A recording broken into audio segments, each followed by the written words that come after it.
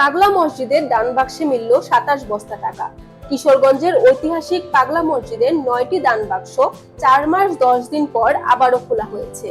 দান বাক্সের টাকাগুলো 27 বস্তায় ভরা হয়েছে। শনিবার 20 এপ্রিল সকালে পাগলা মসজিদের এসব দান বাক্স খোলা হয়।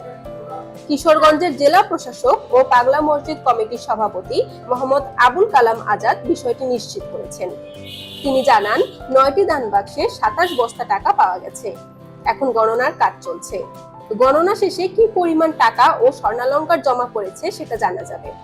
গণনার কাজে জেলা প্রশাসনের কর্মকর্তা কর্মচারী ছাড়াও ব্যাংকের 50 জন স্টাফ, মাদ্রাসার 112 জন ছাত্র, মসজিদ কমিটির 34 জন ও আইন শৃঙ্খলা বাহিনীর 10 জন সদস্য অংশ নিয়েছেন।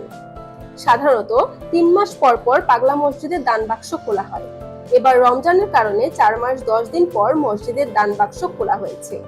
এর আগে সর্বশেষ গত বছরের 2023 সালের 9 ডিসেম্বর মসজিদের দান বাক্স খুলে গণনা করে 6,32,51,423 টাকা পাওয়া যায়। এছাড়াও স্বর্ণ ও রূপা সহ বেশ কিছু বৈদেশিক মুদ্রাও পাওয়া যায়।